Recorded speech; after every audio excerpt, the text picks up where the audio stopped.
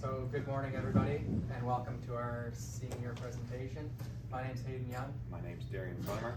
And today we will be presenting a preliminary site design for a commercial space using underground stormwater management systems. So what is the problem? The problem we are trying to solve is we want to complete a stormwater management plan for a site with limited stormwater storage capacity. And the objective of this project is that we will be generating a preliminary stormwater management plan to meet with stormwater runoff guidelines, as well as use underground stormwater systems as storage due to impermeable surfaces. So the deliverables that we have covered for this project include a commercial site grading plan, a underground pipe network design using Civil 3D, stormwater modeling using PC Swim software, as well as an underground stormwater detention system design. And these four documents all go together to conclude a preliminary design for stormwater management. So just a little bit of background on this project. With the increased urban development in Halifax, a lot of sites face the challenge of having enough space on them. So they also face the challenge of meeting the Halifax Water's on-site runoff regulations, which is that the first 10 millimeters of rain must remain on site. And so with these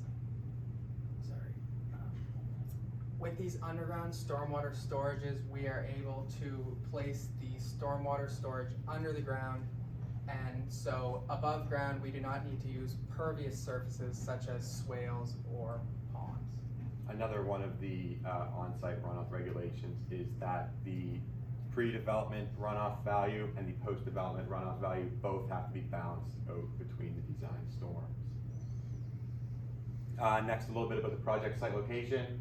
So the location that we have obtained for this project is located on the corner of Broad Street and Larry Utek Boulevard in Bedford, Nova Scotia.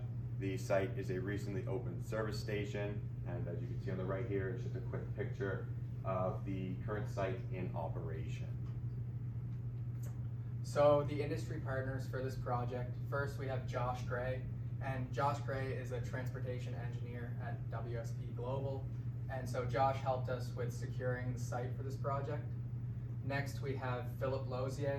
He is a technical services rep for Salino Maritimes, and Philip helped us with the detention system design.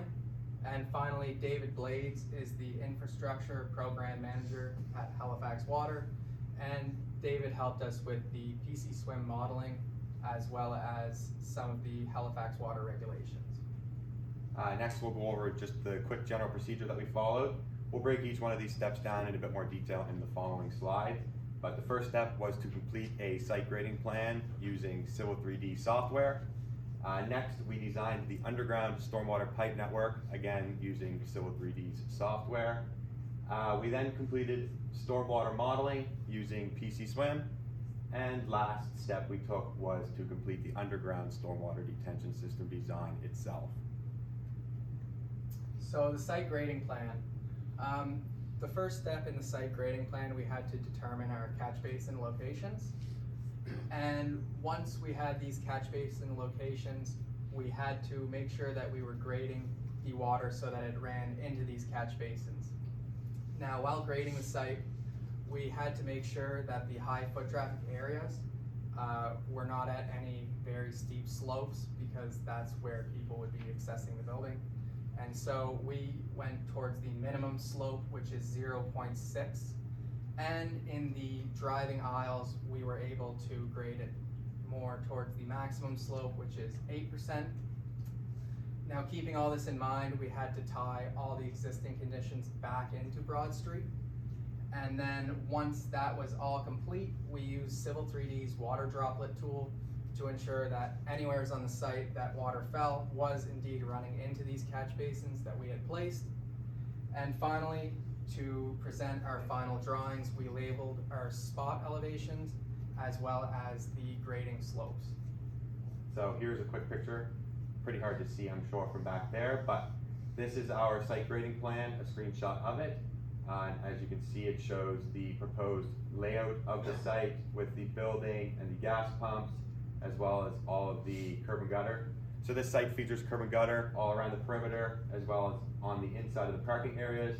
This was done to convey the stormwater into the desired catch basins and ensure that no water that ran on the site had the opportunity to run off the site.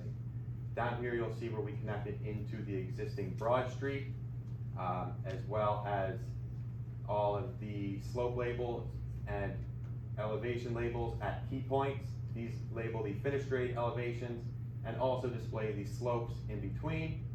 You can also see the proposed catch basins here, here, here, here, here, and here, and also some slope labels that show that the water will run indeed to those catch basins. Another thing that's labeled on this drawing is the existing grade contours. So those are the contours from the grade, or the surface before we graded it, and that's just for a reference that you can see if this elevation is 62, then what is the finished grade, if it's a cut or a fill, to balance those out. Next, we completed the stormwater pipe network. The first step in doing this was to complete the proposed 2D pipe layout.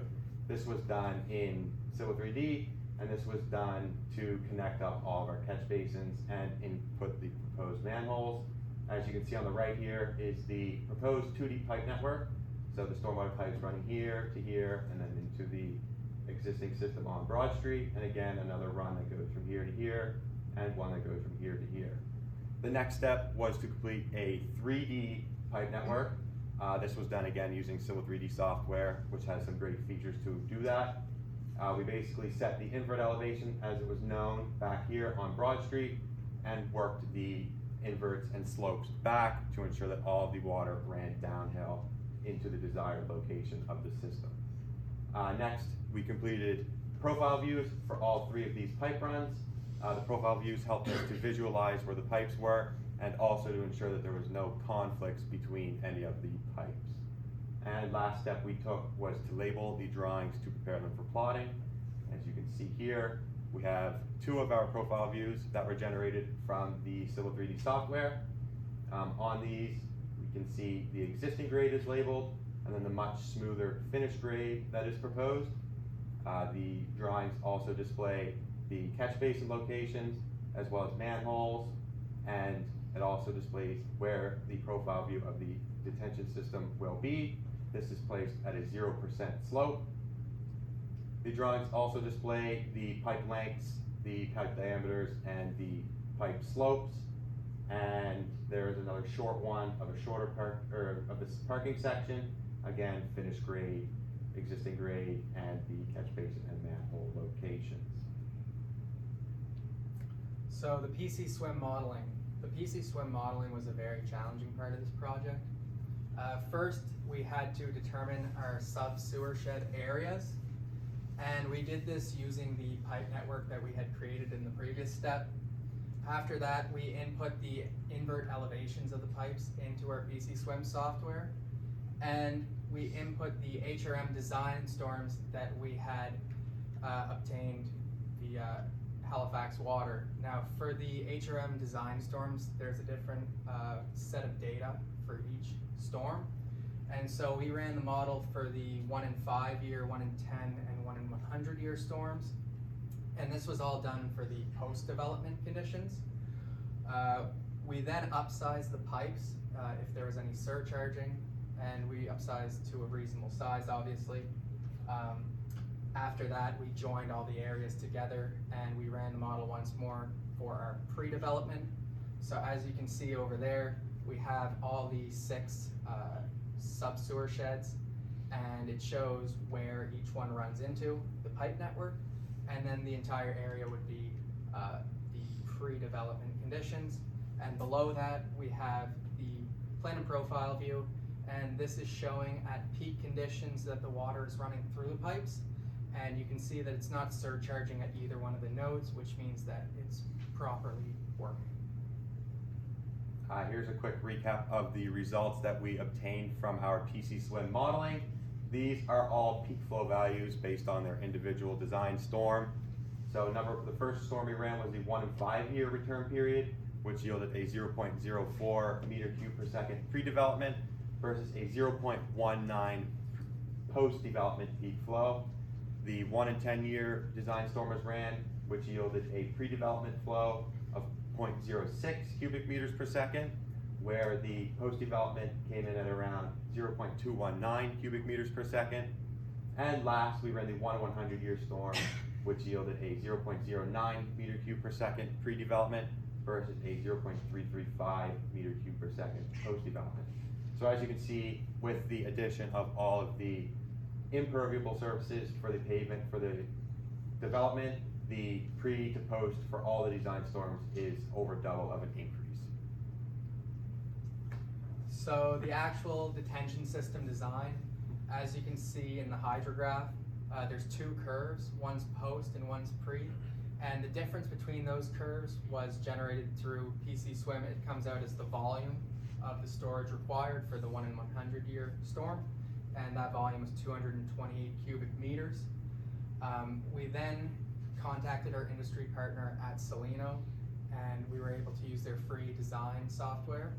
And so after inputting the volume of storage as well as the available site space, we were able to design the system to be completely watertight.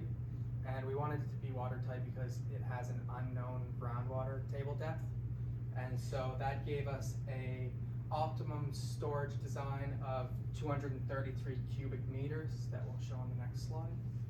Here's a quick screenshot of the result from the design tool that we used for the system specifically for our site. So as you can see, it came in at roughly 25 meters in length, 12 meters in width, and it requires about 2 to 2.5 meters in depth. This system features a pre-treatment unit, so we opted to have a pre-treatment unit, so this will filter out any debris or silt that's in the water before it enters the actual system to avoid blockages and ensure that the quality of the water is maintained. The pre-treatment unit also features 2 access manholes. These access manholes can be used to do repairs as well as to clean out all of the debris. The system also has the outlet. This is the outlet that will then run into the existing system on Broad Street, and within this outlet there will be an orifice attached, which is basically something that regulates the flow out of this system to the pre-development flow rate. And here's a quick picture of the proposed detention system location. So this is with regards to the complete site. As you can see here, this is the detention system put in at scale, and you can see that it fits snug against the curb and gutter here and still does not interfere with this back-graded pipe. And another thing to note is that it doesn't affect the gas pump slab or down here where the site has the proposed gas storage. So the results of our project, we were able to produce a site grading plan as well as a stormwater pipe network. We were able to find our PC Swim model results, and then finally, the design of our storage system was able to fit in the space that we had available on site. And conclusion, so quickly, the problem that we were solving was stormwater management in a site with limited stormwater storage capacity. The deliverables for this project include a commercial site grading plan, an underground pipe network, stormwater models using PC Swim, as well as an underground detention system design. And last little recap, the results did determine that the detention system of adequate size will fit within the site limits, which means that our site will be able to meet Halifax's required stormwater management guidelines. There's some references. And we'd also like to thank Tommy for being our technical advisor and assisting us throughout the last 2 terms with this project. And that's it.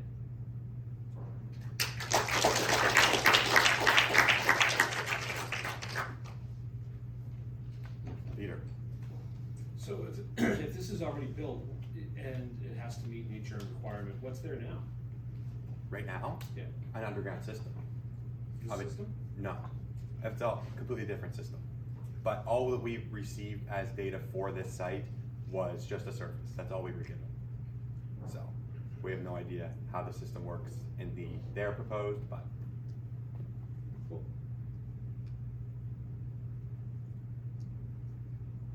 Scott.